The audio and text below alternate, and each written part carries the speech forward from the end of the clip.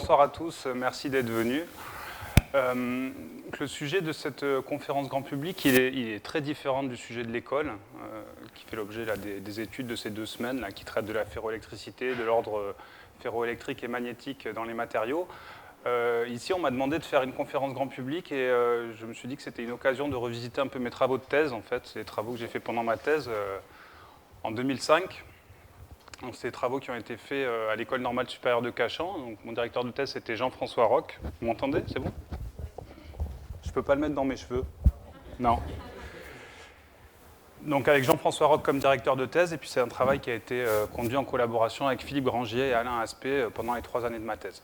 Donc, en gros, ce que je vous propose, c'est qu'on essaye de faire un petit voyage dans les conceptions sur la nature de la lumière, et essayer de vous montrer comment ces questions sur la nature de la lumière, elles ont été au cœur en fait, du lancement de la physique quantique, qui a été, en tout cas, moi je considère comme le bouleversement majeur des idées en sciences au début du XXe siècle. Donc on parle souvent d'une première révolution quantique qui commence au début du XXe siècle, on va y revenir, qui est, je le redis, vraiment un bouleversement vraiment radical des idées et des concepts en physique. Et pendant 40 années environ, un nombre de chercheurs, pas si nombreux que ça en fait, ici on voit une photo des pères fondateurs de la physique quantique au congrès Solvay en 1927. Donc cette assemblée de physiciens ici va essentiellement poser tous les concepts de la physique quantique que l'on connaît aujourd'hui, en tout cas toutes ces bases mathématiques. Donc on reconnaît quelques noms fameux ici, bon tous sont fameux mais j'en ai flashé quelques-uns, évidemment Albert Einstein, Niels Bohr dont on va entendre parler, puis Heisenberg, Schrödinger, Planck, et il y a une femme parmi cette assemblée masculine ici, Marie Curie, qui participait à toutes ces réflexions sur les fondements de la physique quantique. Alors c'est un bouleversement radical des concepts, et il y a quand même une conséquence majeure, c'est que de façon absolument non soupçonnée, ça conduit à une révolution technologique majeure, qui est en gros la découverte du laser, mais également du transistor, qui est l'élément de base de tous nos ordinateurs. Et finalement, ces 2 composants-là, ils sont à la base de la société de la communication qu'on connaît aujourd'hui. Donc on est au début là, du XXe siècle, on dépose des concepts qui conduisent à 2 applications majeures environ 60 années plus tard, qui conduisent à la société de la communication dans laquelle on vit. Alors on parle maintenant aujourd'hui d'une 2e révolution quantique. Bon, on ne sait pas trop à quand on va mettre le début, mais disons le début des années 80. Et qu'est-ce qui s'est passé à ce moment-là? C'est que dans nos laboratoires, on est maintenant capable de pouvoir isoler et manipuler des objets quantiques à l'échelle individuelle. Donc, ça veut dire être capable d'isoler un seul atome, ou un seul ion, un seul électron, un seul photon, aussi une seule particule de la lumière. Alors pourquoi ça a été un basculement, ça? Essentiellement parce qu'on a pu faire des nouveaux tests des fondements de la physique quantique. Alors avant de rentrer dans ça, je vous montre quand même juste des images assez actuelles de détection et de manipulation d'objets quantiques individuels. Donc ce que vous voyez là, par exemple, c'est un alignement ici d'ions piégés. Et ce que vous voyez, chaque point lumineux correspond à l'émission de lumière par un seul ion, piégé dans un piège de Paul. Donc ça, c'est à 1 dimension, mais on sait faire aussi à 2 dimensions et à 3 dimensions. C'est des travaux de l'équipe d'Antoine Brouès sur le plateau de Saclay, à Palaiseau. Et vous voyez, chaque point lumineux ici correspond à l'émission d'un atome, et on est maintenant capable de les positionner exactement où on veut, sous forme de réseau, et on peut même passer en 3 dimensions. Alors c'est le côté un peu chauvin ici pour faire une tour Eiffel. C'est assez vendeur. Toujours est-il qu'on arrive aujourd'hui à contrôler environ 1000 atomes, qu'on sait mettre exactement où on veut dans des réseaux, les faire interagir à la demande, etc. Alors ce genre d'expériences, elles permettent finalement d'aller réaliser des expériences qu'on appelle des expériences de pensée, qui avaient été proposées par les pères fondateurs de la mécanique quantique au début du XXe siècle, qui étaient des expériences dites de pensée parce c'était impossible de les réaliser dans un laboratoire. Donc c'était comme ça qu'a avancé la théorie aussi, en réfléchissant, en se posant la question, ok, si on pouvait isoler un atome, alors qu'est-ce que nous prédit la physique quantique? Et elle prédit un certain nombre de phénomènes extrêmement contre-intuitifs. J'en ai listé quelques-uns ici. Je ne vais pas rentrer dans les détails, mais essentiellement, quelque chose dont peut-être vous avez entendu parler, c'est la superposition d'états, qui va nous dire qu'un objet quantique peut être dans 2 états différents de manière simultanée. D'accord? Dans 2 positions différentes de façon simultanée. Ça, c'est le principe de superposition d'états et qui culmine un peu avec l'expérience de pensée du chat de Schrödinger, où le chat est mort et vivant à la fois. Il y a une autre propriété très importante en physique quantique, c'est l'intrication. Je ne vais pas rentrer dans les détails de ce qu'est l'intrication, mais c'est la possibilité d'un système quantique ou d'un système bipartite à deux particules de bénéficier de corrélations extrêmement fortes entre leurs propriétés, même quand ces deux objets sont placés à une distance infiniment grande. Bon, la décohérence, c'est l'étude de savoir jusqu'à quand ces propriétés quantiques se maintiennent. C'est-à-dire quand j'ai un atome, tout marche bien, puis quand j'en mets 2, 3, 4, 1000, est-ce que je préserve ces propriétés de superposition et d'intrication? Et puis il y a une quatrième propriété qui est, en tout cas pour moi, une des propriétés les plus fascinantes, c'est que les objets quantiques se comportent à la fois comme une onde, se propageant, et d'une particule, c'est-à-dire un objet indivisible, même si ces deux conceptions de la réalité semblent, ou sont en tout cas avec nos images classiques, complètement contradictoires. Alors ces questions-là, on peut se poser la question, est-ce que finalement ça a été uniquement des questions académiques, c'est-à-dire pouvoir aller sonder ou tester des expériences de pensée proposées par les pères fondateurs? Je pense qu'au début des années 80, c'était le cas, c'était une question académique, et puis surprise, depuis une vingtaine d'années, c'est mon ordinateur, excusez-moi. Ce sera aussi dans la vidéo YouTube. Voilà. Depuis presque 30 ans maintenant, les chercheurs se sont rendus compte qu'on peut probablement mettre à profit ces propriétés intrinsèquement quantiques pour essayer de développer des nouvelles applications de rupture. Alors il ne s'agit pas de dire qu'on va faire l'équivalent d'un laser ou d'un transistor avec ces nouvelles techniques qui vont être les technologies de demain, mais toujours est-il qu'il y a beaucoup de recherches actuellement. Peut-être vous avez entendu parler du grand plan quantique qui a été lancé par l'État français. L'objectif, c'est d'utiliser ces propriétés contre-intuitives, disons, pour développer des capteurs à très haute sensibilité, mais également développer des protocoles de communication quantique, et puis le but ultime, développer ce fameux ordinateur ou des simulateurs quantiques. Donc ça, on pourra en parler si vous voulez après, mais dans cet exposé, je ne vais pas adresser ces problématiques-là. Je vais me concentrer sur une propriété de la physique quantique, qui est la dualité onde-particule. Alors pour ça, on va faire trois parties. Dans la première partie, je vais faire un bref rappel historique des évolutions des conceptions de la lumière à travers les âges. Ensuite, je vous expliquerai comment on réalise une source de lumière qui émet les photons un par un, une source de photons unique. Et enfin, j'essaierai de vous illustrer quelques expériences frappantes qui illustrent la dualité onde-particule pour la lumière. Donc on commence par la lumière à travers les âges. Donc, les premières traces qu'on a d'illustration d'une conception sur la nature de la lumière, elles nous proviennent comme souvent de l'Antiquité. Dans l'Antiquité, on représente la lumière comme des particules qui sont émises soit depuis l'objet vers l'œil, soit depuis l'œil vers l'objet. D'accord ?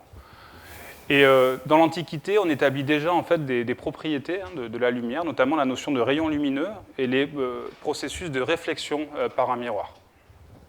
Alors, il y a un exemple qui est fameux, mais on ne sait pas si ce n'est pas plutôt une légende. En tout cas, dit-on que Archimède avait développé des miroirs ardents là, pour mettre en péril la flotte romaine dans le port de Syracuse.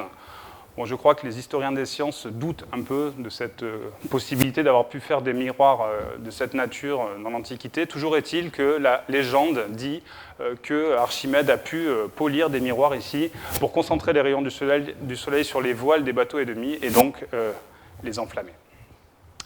Donc on est dans l'Antiquité, on a cette image d'une particule qui se propage depuis ou vers l'œil. Au Moyen-Âge, il y a, en tout cas de mon point de vue, il y a un savant qui a eu un rôle très important, c'est un savant arabe, Al-Hazen ici, qui va vraiment revisiter toutes les propriétés de réflexion de la lumière sur une surface, et essentiellement en adaptant un point de vue mécanique très analogue au rebond d'une balle sur le sol. C'est comme ça qu'il va commencer à poser les bases en fait, de ce qu'est la réflexion des rayons lumineux et la réfraction aux interfaces.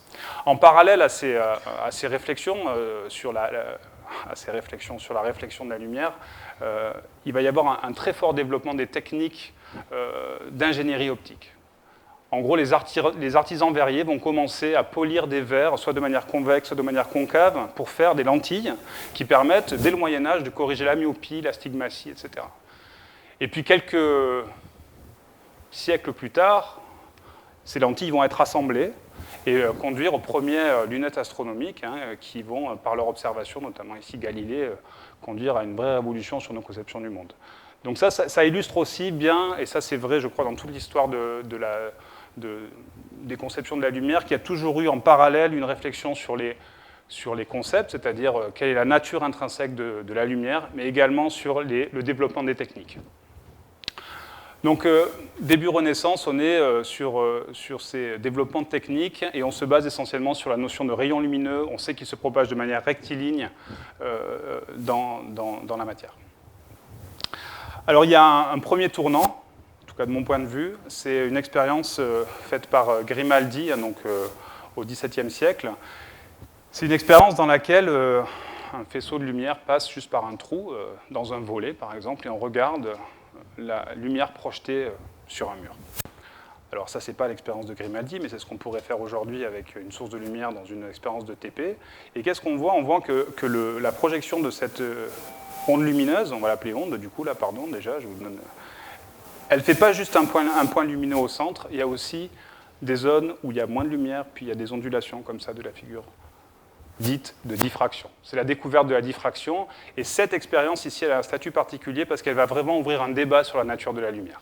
À partir de cette expérience, en gros, je dirais que les plus grands physiciens vont être impliqués dans les réflexions sur la nature de la lumière pendant les 3 ou 4 siècles qui viennent après, les 3 siècles qui viennent après. Et essentiellement, pour faire simple et court, il y a 2 visions qui vont s'opposer, et qui vont s'opposer pendant un moment. C'est une vision dite corpusculaire, dont le fervent défenseur est Isaac Newton, pour laquelle, en fait, la lumière va être constituée de particules, et à chaque particule va être associée une couleur, la couleur dépendant de la masse de la particule. Donc, en gros, Newton va développer un modèle extrêmement complet pour expliquer des expériences qu'il réalise lui-même. Ce que vous voyez ici, là, c'est Newton représenté, qui fait des premières expériences de décomposition du spectre de la lumière par des prismes.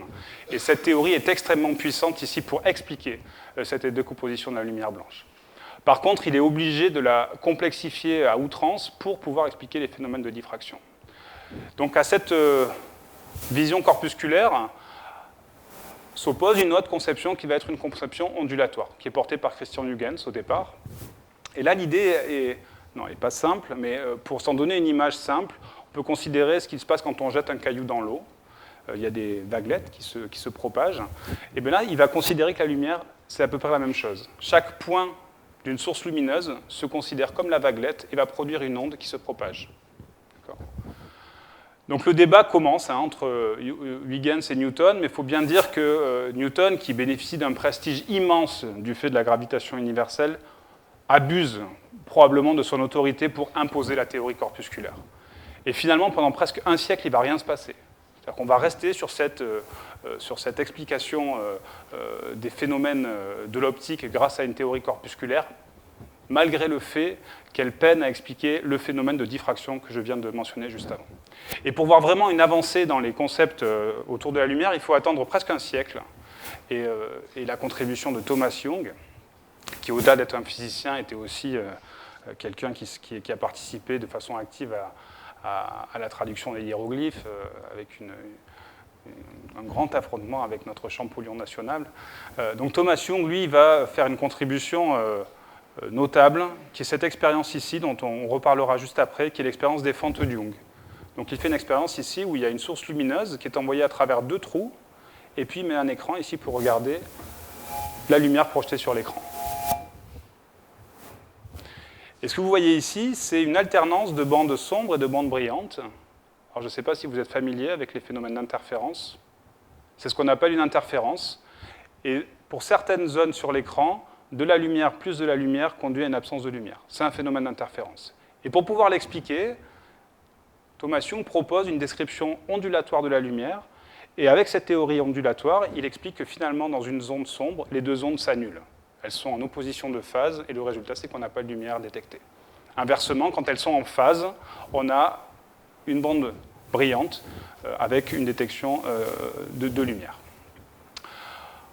Donc ça, on est en 1802, et finalement, cette expérience est passée à la postérité depuis, mais pendant encore une bonne dizaine d'années, elle n'a aucun écho. Les tenants de Newton, qui est décédé là déjà depuis, mais en tout cas, l'école de Newton est encore extrêmement puissante et refuse d'accepter ces modèles ondulatoires de la lumière.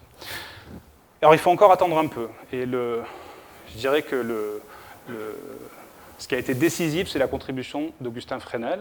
Alors l'histoire est assez savoureuse.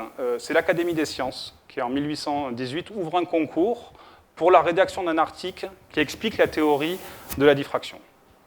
L'Académie des sciences lance ce concours et Augustin Fresnel présente son mémoire pour expliquer la diffraction à partir d'une théorie purement ondulatoire de la lumière. Pas de trace de corpuscule, juste une onde qui se propage, un peu suivant les principes de Huygens, où chaque point de la source propage une onde, et puis après les ondes peuvent potentiellement interférer. Il explique notamment la diffraction comme cela. Et il y a un membre de l'Académie qui s'appelle Poisson, qui était aussi un éminent mathématicien, et fervent défenseur de la théorie newtonienne, qui note une prédiction curieuse dans la théorie de Fresnel. Cette prédiction, c'est que si on éclaire une bille, imaginez une bille complètement opaque, on éclaire cette bille et puis on regarde sur un écran plus loin la projection de l'ombre de la bille. Dans certaines conditions géométriques, la théorie de Fresnel prédit qu'au centre de l'ombre portée par la bille, il y a un point lumineux. Ce qui peut sembler effectivement assez curieux. Au centre de... Alors il y a un autre membre de la commission qui s'appelle Arago, qui lui dit on ne s'en tient pas juste à la curiosité de la prédiction théorique, on va faire l'expérience. Donc l'expérience est faite à l'Académie des sciences. C'est l'expérience qui est passée à la postérité sous le nom d'expérience du point de Poisson. Et effectivement, quand l'expérience est faite, on voit un point lumineux au centre de l'ombre projetée par la bille. Donc là, il y a un basculement. L'Académie des sciences prime l'article de Fresnel, et il y a un basculement sur la conception donc, de cet objet, de la lumière, comme une onde qui va, selon Fresnel, se propager, une onde donc, qui vibre de manière transverse par rapport à sa propagation, dont il va prédire à peu près toutes les propriétés sans en connaître la nature intrinsèque. Qu'est-ce que c'est qui vibre, en gros? Et pour savoir qu'est-ce que c'est qui vibre, il va falloir encore attendre notre grand physicien, Maxwell, qui lui s'attache à essayer de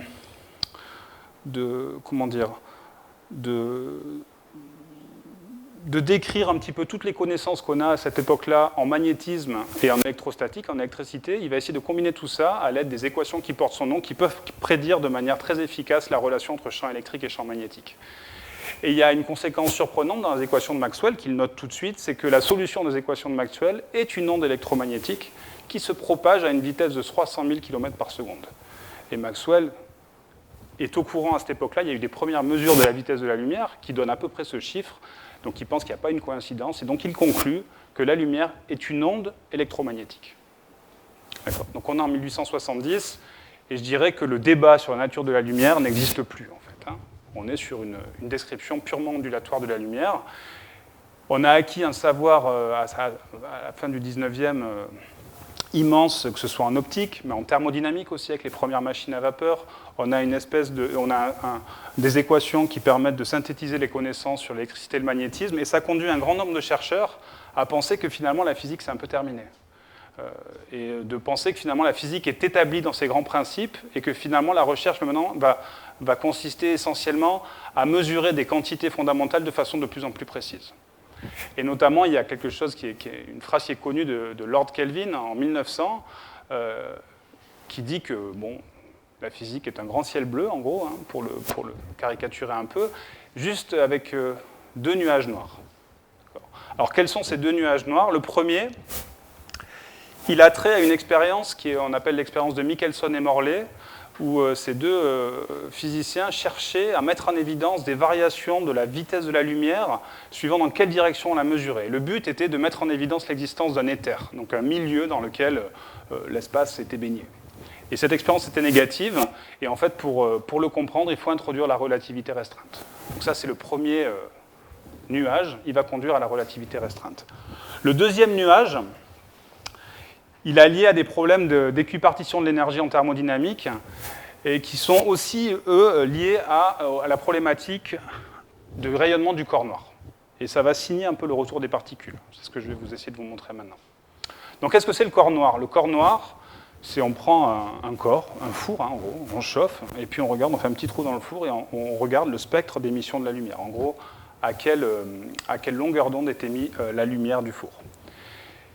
Et à cette époque-là, en 1900, on a un gros problème. Vous voyez, ça, c'est les courbes du rayonnement du corps noir. On n'a aucune théorie classique qui permet d'expliquer l'ensemble de la courbe. On sait expliquer la partie à haute longueur d'onde, on sait expliquer la partie à basse longueur d'onde, mais on est incapable de prédire ce qui se passe entre les deux. Alors, ça peut sembler anecdotique.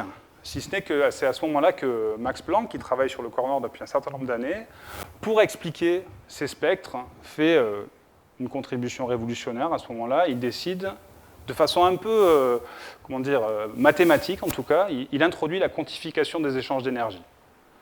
Il introduit dans son modèle que les échanges d'énergie entre les parois et le rayonnement électrique et électromagnétique ne se fait que par des unités d'un nombre entier de quanta.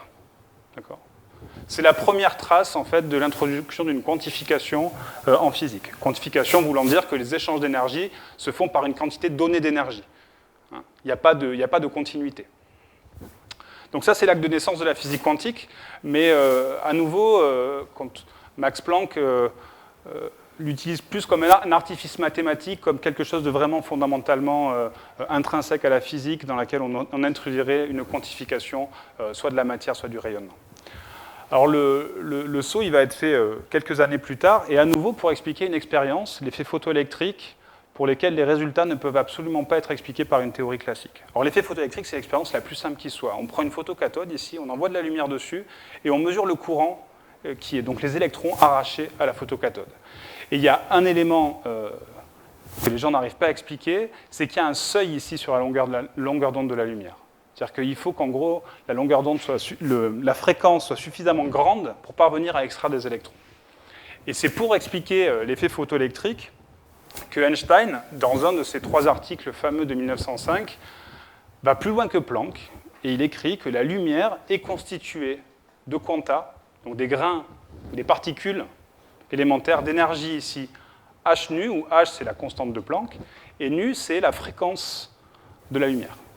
Et en fait, pour expliquer l'effet photoélectrique, on va considérer que dès que nu ici dépasse une certaine valeur, il peut arracher des électrons. Mais tant qu'on est en dessous de la valeur de cette valeur nu 0, on ne peut pas arracher des électrons. Donc à cette époque-là, il appelle ces particules des Lichtquanten, qui vont être baptisées photons quasiment 20 ans plus tard. Alors je vais insister sur le fait qu'en fait, Einstein a eu le prix Nobel pour ça, pas du tout pour la relativité restreinte, c'est pour l'explication de l'effet photoélectrique et donc l'introduction des quantas de lumière qu'il a eu le prix Nobel. Mais en tout cas en 1905, ça n'a vraiment pas été bien accepté. La théorie ondulatoire était tellement forte que c'était presque une hérésie de pouvoir de nouveau réouvrir le débat en disant non, finalement c'est une particule. Et ça, évidemment, Einstein en a conscience. Et j'ai marqué ici un autre nom, la Millikan. Alors Millikan, justement, ça a été un fervent opposant de cette théorie-là. Et il a passé 15 ans de sa vie à tester les prédictions d'Einstein. Donc cette expérience de l'effet photoélectrique, il l'a fait et refaite, avec des précisions de plus en plus meilleures, pour finalement arriver à la conclusion qu'effectivement, Einstein a raison et il va avoir le prix Nobel pour ça. Voilà. Donc, on retombe sur, de nouveau, les particules sont de retour. Et Einstein voit le problème conceptuel qu'il y a ici. Et il cherche à réconcilier le modèle de la particule et le modèle ondulatoire.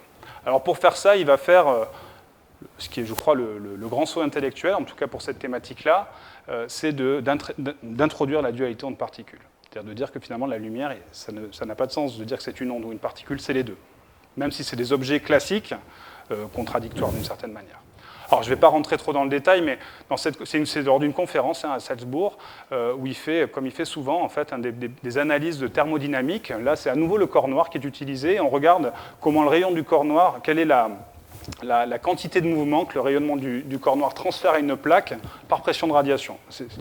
Peu importe. Il arrive à une formule, peu importe aussi la formule. Ce qui est important, c'est de voir qu'il y a 2 termes ici. Il y a 2 termes. Le premier terme ici, vous voyez qu'il y a h nu, je vous ai dit tout à l'heure, c'est le quanta, c'est l'énergie d'un photon. Rho, c'est une densité de mode ici. Ça, aujourd'hui, ça on voit que ça allie avec le nombre de photons. Donc c'est une propriété de la particule. Aujourd'hui, en physique moderne, on appelle ça le bruit de photons. C'est les fluctuations d'intensité liées au nombre de photons dans la source de lumière. Et puis, il y a un deuxième terme qui s'ajoute, qui était connu à l'époque.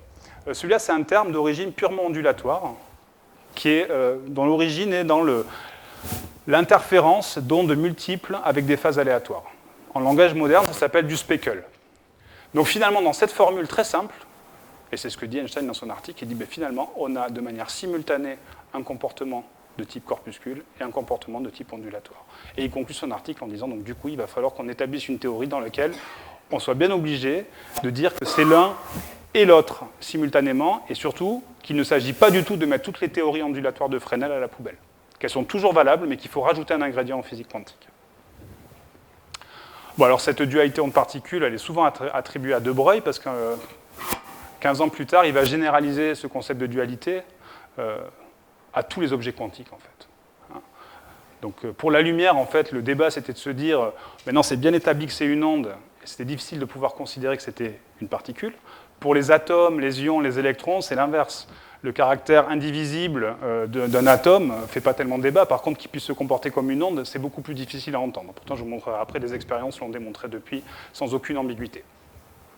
Donc c'est ça, la dualité onde-particule. Maintenant, la question qu'on va essayer de se poser, c'est comment on peut faire pour se représenter, disons avec des images classiques, la dualité onde-particule. Et pour ça, on va revenir à une expérience que j'ai déjà mentionnée, qui est l'expérience des trous de Young, des fentes de Young, pour essayer de se donner un petit peu une intuition sur qu'est-ce qu'on doit observer. Alors, il va y avoir deux parties. La première partie de l'expérience des trous de Young, on va prendre notre source ici, on va faire une expérience de pensée, on va considérer que cette source, elle émet des particules une par une. J'ai le droit de le faire, j'ai le droit de considérer qu'elle émet les particules une par une. Et puis dans une première expérience, je vais mettre deux détecteurs, ici, D1 et D2, placés juste derrière chacun des deux trous. D'accord ? Et ces détecteurs, ils vont me permettre de mesurer une probabilité de détection sur le détecteur D1, P1, une probabilité P2 de détection sur le détecteur D2, mais également, je vais mesurer quelque chose d'autre, je vais mesurer ce qu'on appelle une probabilité de détection en coïncidence, PC, qui correspond au cas où les deux détecteurs détectent quelque chose simultanément. D'accord ? Alors maintenant, imaginons que j'ai une particule qui est émise par ma source. A priori, qu'est-ce que vous pensez de la probabilité de coïncidence? Comment elle doit être? Vous pouvez vous lancer. Hein. Donc j'ai une particule, qu'est-ce qu'elle doit... Est-ce qu'elle peut vraiment être détectée à cet endroit et à cet endroit à la fois? Non. Non. Donc la probabilité de coïncidence doit être 0, si j'ai vraiment des particules. Parce que la particule, objet indivisible, elle choisit de passer par un trou ou par l'autre, mais jamais par les deux à la fois. Le résultat, c'est que la probabilité de coïncidence doit être nulle.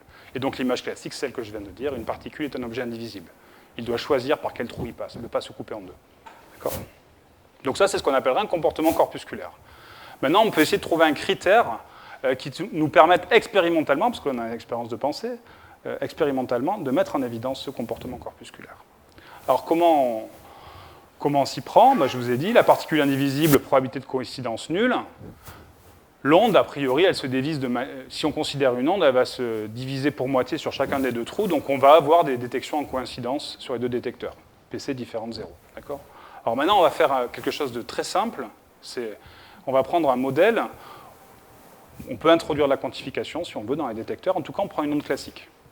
L'onde électromagnétique est classique. En regardant qu'est-ce que ça donne, et là c'est bon, il y a la petite équation de l'exposé, donc la probabilité de coïncidence, c'est la moyenne du produit entre la puissance lumineuse suivant un trou fois celle suivant l'autre trou. C'est la moyenne de I1 fois I2. D'accord ? Bon. La probabilité de détection simple P1, c'est juste la moyenne de I1, et P2, c'est la moyenne de I2. Et alors après, il y a quelque chose de très simple en mathématiques, ça s'appelle l'inégalité de Cauchy-Schwarz, qui nous dit que de façon automatique, la moyenne de I1, I2 est toujours supérieure ou égale à la moyenne de I1 fois la moyenne de I2. D'accord ? Donc on se retrouve avec ça de façon très simple. Et maintenant qu'on a ça, on peut avoir notre critère expérimental qui va être de définir ce paramètre de corrélation, alpha, qui est juste la probabilité de coïncidence divisée par le produit des probabilités de détection simple, PC sur P1, P2. Alors qu'est-ce qu'on a maintenant? Considérons l'optique classique, qu'on a une onde.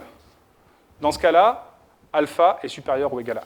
C'est ce que je viens de montrer juste avant, PC supérieur à P1, P2. Donc en optique classique, alpha est toujours supérieur ou égal à 1, et la limite classique, alpha égale 1, elle est obtenue avec un laser. On ne peut pas faire mieux. D'accord ? Donc ça veut dire essentiellement qu'en optique classique, on ne peut pas mettre en évidence un comportement corpusculaire. Maintenant, en optique quantique, qu'est-ce qui se passe? Dès que j'ai alpha inférieur à 1, ça veut dire que j'ai violé en gros les lois de la physique classique, donc je suis obligé d'introduire la quantification. Donc si j'ai une source pour laquelle je mesure ce paramètre alpha inférieur à 1, alors je suis sûr que je ne peux plus utiliser une vision classique ou ondulatoire pour la lumière. Et le cas extrême, si on a une source de photons uniques, c'est-à-dire vraiment des photons qui arrivent un par un, alors comme on l'a dit tout à l'heure, la probabilité de coïncidence est nulle, et donc le paramètre alpha doit aussi être nul. Et ça va être la signature d'un comportement corpusculaire. Bon, on a fait cette première expérience. Maintenant, on va faire la deuxième expérience des trous de Young.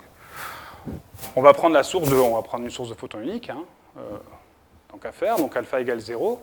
Et maintenant, on va faire une expérience différente. On va maintenant mettre un seul détecteur qu'on va balayer suivant cette direction ici.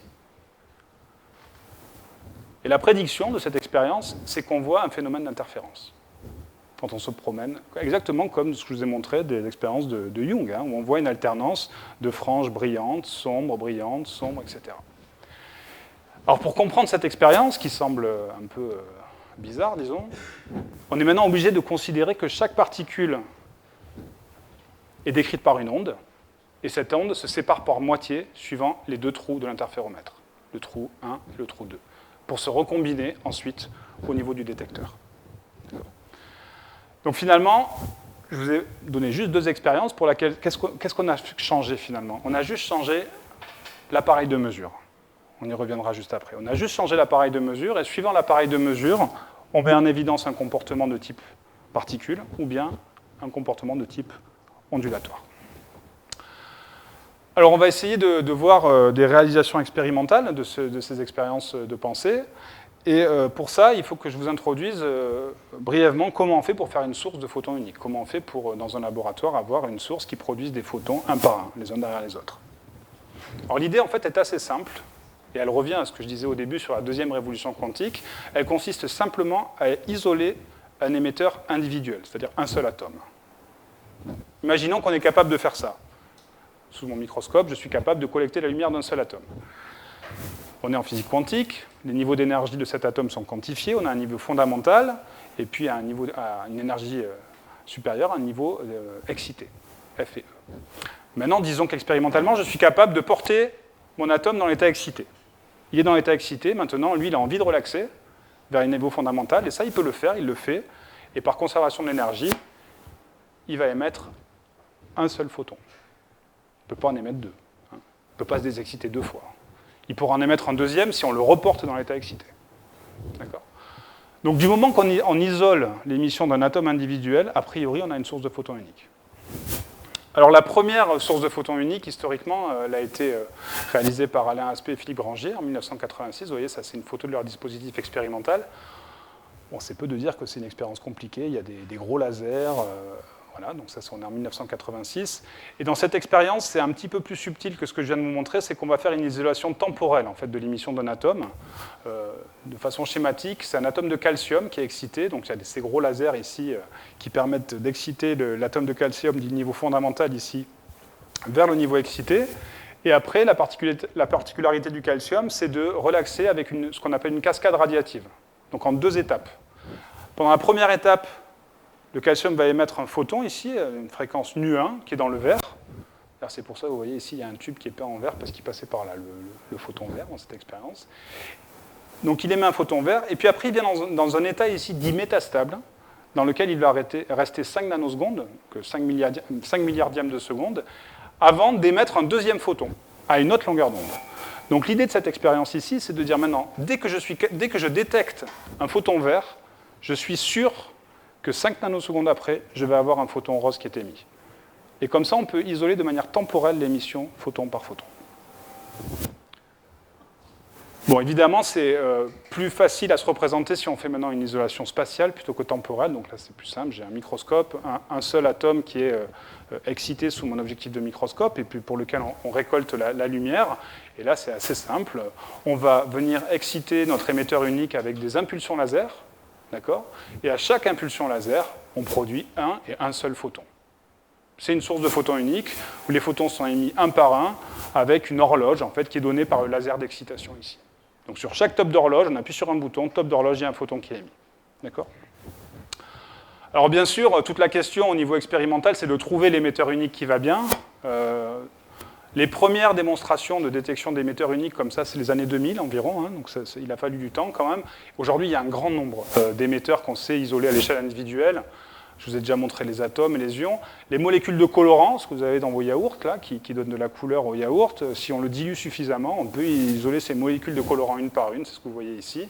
Et puis, il y a un autre système sur lequel moi je travaille pour d'autres applications, qui sont des imperfections dans du diamant, donc des impuretés dans le diamant, qui émettent de la lumière et qu'on peut isoler une par une. C'est ce que vous voyez ici. Ici, c'est un réseau d'impuretés dans le diamant, et chaque point ici émet des photons uniques. D'accord ? Donc voilà, donc, maintenant, on va considérer qu'on a une source comme ça, et on va regarder un petit peu ce qui se passe au niveau des expériences d'interférence avec une source de lumière à un photon. Alors, je rappelle juste, on a deux expériences qu'on veut faire. Le premier, elle sonde, disons, un comportement corpusculaire. On va mettre deux détecteurs ici derrière chacun des deux bras de l'interféromètre et mesurer ce paramètre alpha. Quand alpha tombe en dessous de 1, idéalement à 0, alors on est sûr qu'on a une source de photons unique. Et on est sûr donc que la particule a choisi un chemin, un trou ou l'autre, mais ce n'est pas séparé en deux. Et dans la deuxième expérience, on change un peu le dispositif de détection, on garde la même source, on va balayer ici notre détecteur pour essayer d'observer une figure d'interférence et donc de mettre en évidence que chaque particule se comporte comme une onde, en gros. Alors à nouveau, la première démonstration expérimentale, c'est les mêmes, hein, Alain Aspect, Philippe Grangier, en 1986, avec la source que je vous ai montrée juste avant. Et moi, je vais vous montrer une réalisation un peu plus moderne. Donc, on n'a pas utilisé des fentes du Young, on a utilisé ce qu'on appelle un biprisme de Fresnel.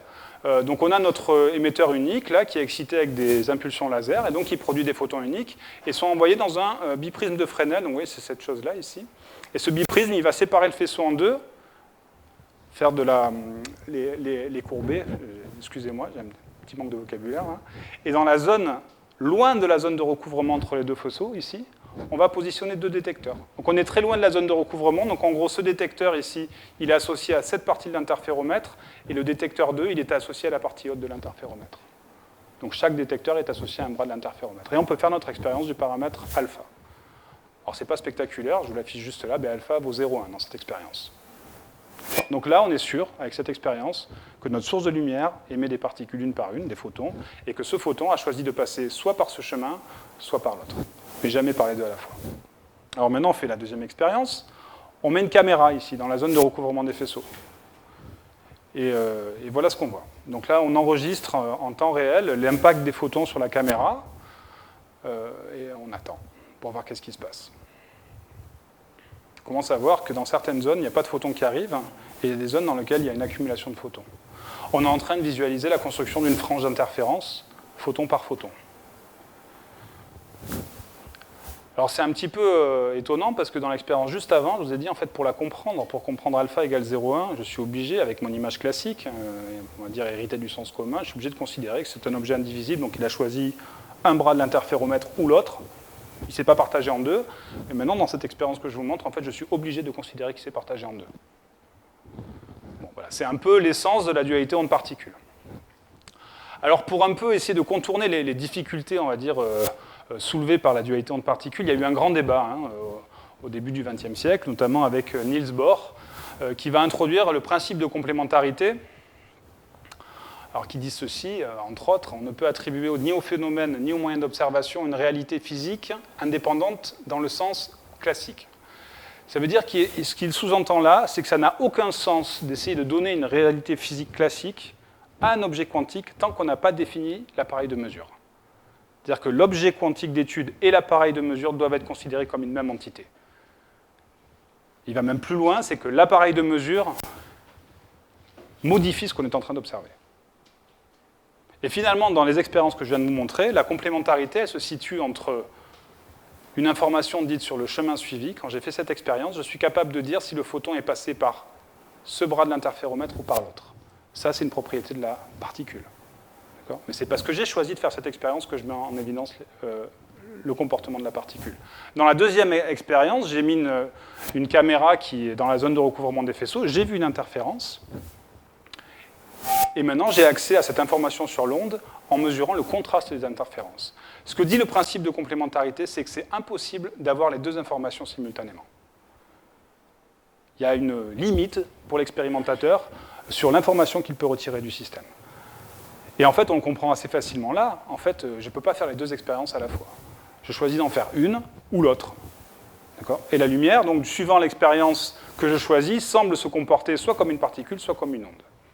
Alors maintenant, on peut se poser la question, qu'est-ce qui se passerait si on décidait de l'instrument de mesure après que le photon soit passé dans l'interféromètre?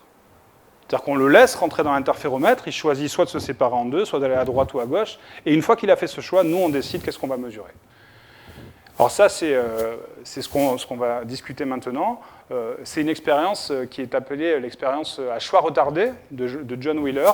Alors juste pour la petite histoire, John Wheeler a séjourné à Cargèse en 1969. C'est lui, là, ici, qui est là, à une époque où peut-être on était un peu moins dans le confort.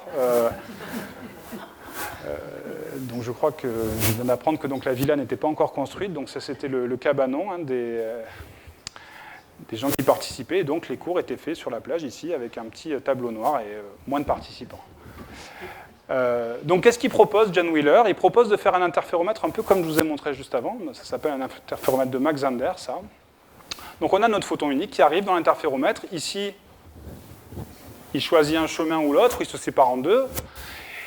Et puis ici, on a deux possibilités à cet endroit-là. Deux choix. Le premier choix, c'est de ne pas recombiner mon interféromètre. Donc je ne fais rien. Et dans ce cas-là, vous voyez que le détecteur ici, D1, il est associé au chemin 1, alors que le détecteur D2 est associé au chemin 2. Je vais mesurer l'information sur le chemin suivi. Je vais mesurer que le photon est passé soit par le chemin 1, soit par le chemin 2. Puis j'ai un autre choix, qui est maintenant de refermer l'interféromètre, de recombiner les deux faisceaux, en mettant une deuxième lame 50-50 qui recombine les faisceaux de l'interféromètre. Et dans ce cas-là, a priori, je dois avoir une figure d'interférence qui est une signature que mon état de lumière, il a pris les deux chemins de l'interféromètre simultanément. Alors ce que propose John Wheeler, c'est d'attendre que le photon soit rentré dans l'interféromètre, qu'il soit à peu près au milieu, pour décider de quelle mesure on va lui appliquer. Donc c'est ce qu'il dit dans ce livre. Donc comme de cette façon, on décide si le photon a voyagé par un chemin ou par les deux, alors qu'il a déjà fait son trajet.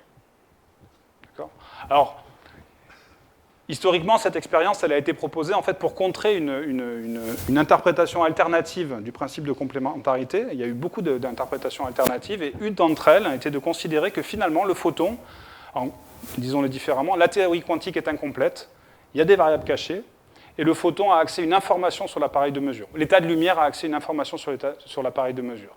Et donc, en fonction de cette information, il va adapter son comportement en tant qu'onde ou particule. Ça semble un petit peu bizarroïde, mais c'est des choses qui étaient discutées, qui ont été discutées aussi au niveau de l'intrication et d'autres problématiques de la physique quantique.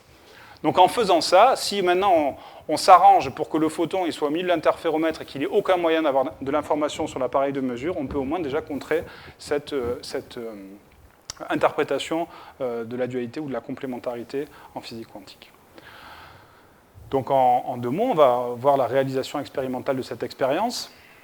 Donc c'est l'interféromètre, comme je viens de vous montrer. Donc on sépare d'abord notre impulsion à un photon, ici, suivant deux chemins. Et puis ici, la lame de recombinaison, elle est un peu complexe ici. Mais ce qui est important, c'est que c'est un interféromètre en polarisation et que la recombinaison va se faire par l'intermédiaire d'un modulateur ici, électro-optique, et qu'on va pouvoir commander par une tension. Donc là, je vous demande de me faire confiance. Quand on n'applique pas de tension, l'interféromètre est ouvert. Donc chaque détecteur est associé à un chemin d'interféromètre, on mesure l'information sur le chemin suivi. Quand j'applique une tension, appelons-la U0, alors j'introduis ma lame de recombinaison. L'interféromètre est fermé et on mesure les deux chemins. Donc ça, la clé, c'est d'avoir cet interféromètre qu'on peut commander électriquement entre une configuration ouverte ou fermée. Alors après, pour être vraiment dans les conditions de l'expérience où on devient vraiment paranoïaque et on essaie vraiment de faire en sorte que le photon n'ait pas d'information, on va faire un peu plus. On va utiliser une horloge ici pour faire le choix ici de manière complètement aléatoire. C'est-à-dire qu'on a un tirage aléatoire d'un nombre, d'un bit, 0 ou 1, et suivant le choix 0 ou 1, on applique la tension ou pas. Et puis on va faire encore un peu plus. Pour s'assurer que le photon ne peut pas avoir d'information, ou en tout cas qu'il peut l'avoir uniquement quand il est dans l'interféromètre, on va être obligé de construire un interféromètre un petit peu long ici pour avoir le temps de faire nos opérations. La lumière voyage vite. Donc là, l'interféromètre fait 50 mètres. Ça correspond environ à 150 nanosecondes de propagation dans l'interféromètre. Et c'est le temps qu'on va avoir pour faire nos opérations sur la fermeture de l'interféromètre. Juste pour ceux peut-être qui ont l'habitude de ce genre d'expérience, on dit qu'on a mis en œuvre une expérience dans laquelle on a un intervalle de genre espace entre le choix ici de la configuration de l'interféromètre et l'entrée du photon. Genre espace, ça veut dire qu'il n'est pas possible que le photon puisse avoir de l'information parce que l'information ne peut pas se propager plus vite que la vitesse de la lumière. Donc en mettant en place un intervalle de genre espace, on s'assure que le photon, en tout cas si on croit à la relativité, que le photon ne peut pas avoir accès à une information. Hein, c'est les mêmes outils qui sont utilisés pour vérifier la notion d'intrication aussi dans les expériences de physique quantique. Donc voilà, donc voyons les résultats. Est-ce qu'il y a une modification des propriétés de dualité entre particules ou pas? Donc on fait notre tirage aléatoire, et quand le nombre 1 est tiré, et qu'on trie après les résultats, quand 1 est tiré, on voit une jolie frange d'interférence ici, qui est donc la signature que on va considérer que le photon s'est séparé pour moitié sur la lampe d'entrée et s'est comporté comme une onde. Et si par contre on ne referme pas l'interféromètre, quand le tirage aléatoire conduit au nombre 0, la figure d'interférence disparaît complètement. Donc, quelle conclusion on peut avoir? Bon, pour moi, la dualité entre particules, c'est une des propriétés les plus étonnantes de la physique quantique. Et il y a vraiment quelque chose qu'elle nous force à faire, c'est de renoncer absolument à utiliser des images classiques pour expliquer les phénomènes quantiques. Il faut arriver à oublier un peu les images héritées du sens commun. Il faut accepter qu'en physique quantique, ça n'a pas de sens de parler du nombre d'une particule. Ce sont les deux simultanément, et il est nécessaire de considérer l'objet quantique et le système de mesure comme une même entité. D'accord. Alors la dernière chose ici, bon, peut-être je suis moins complètement en accord avec ça, parce que ça porte à des choses un peu extrêmes. En tout cas, c'est vrai que ces expériences montrent qu'on ne peut pas attribuer une réalité physique à ces objets-là. Réalité physique au sens classique. Et ça, c'est le principe de complémentarité. À nouveau, il faut avoir un instrument de mesure qui va nous donner une certaine information d'une certaine particularité de l'objet qu'on est en train d'étudier. Alors, on a parlé de la lumière, mais je vous ai dit au début aussi, quand De Broglie a étendu les concepts de dualité à tous les objets quantiques, ça marche aussi pour les électrons, les atomes. Alors les électrons, ce que je disais tout à l'heure, je pense que ça ne choquera personne si je disais c'est un objet indivisible, il va à droite, à gauche. Par contre, que ce soit aussi une onde, c'est un peu plus étonnant. Et vous voyez, c'est la même expérience que celle que je vous ai montrée pour les photons. C'est pareil, mais on voit que si on accumule suffisamment longtemps, c'est un faisceau d'électrons qui passe par deux trous de Young, mais on voit des interférences. De la même manière, ça a été fait avec des atomes en 1991, c'est pareil, vous voyez, les deux trous de Young toujours. Puis bon, les détecteurs d'atomes, c'est un peu plus compliqué, mais on sait faire, et vous voyez à nouveau des franges d'interférence qui montrent que de la matière plus de la matière conduit à de l'absence de matière. Donc maintenant, ça c'est un phénomène extrêmement bien établi. Donc voilà, je suis au bout de cette présentation. Je voudrais juste vous donner quelques conseils de lecture, si vous voulez aller plus loin sur le sujet. Il y a un site de vulgarisation scientifique qui est extrêmement bien fait, qui s'appelle toutetquantique.fr, où il est question de toutes ces questions-là, dualité, intrication, plein d'autres choses. Et puis, bon, moi, j'aime beaucoup cet ouvrage ici, Le Quantique des quantiques. Vous voyez, le sous-titre, c'est « Le monde existe-t-il ?» Donc, il discute beaucoup, en fait, de la conception de la réalité en physique quantique. Très intéressant. Bon, Alain Aspect sur les révolutions quantiques. Et puis, ce livre-là, qui est en fait une traduction des articles d'Einstein commentés et qui en fait montre à quel point en fait, ces articles d'Einstein étaient très simples. En 1905, c'est absolument pas compliqué et on peut même les donner aux étudiants en master. Ça n'a pas pris une ride, quoi. Voilà, donc avec ça, je vais juste remercier les gens avec qui donc j'ai fait ce travail. J'étais plus jeune, c'est moi là. C'était en 2005-2007 et c'était donc à l'École normale supérieure de Cachan. Sous la direction de Jean-François Roch. Et là, c'est EWU, c'était mon binôme. En fait, on était tous les deux à faire ces expériences-là, cet interféromètre de 50 mètres, et on était encadrés aussi par Alain Aspect et Philippe Grangier. Et avec ça, je vous remercie pour votre attention et je serai ravi de répondre à vos questions.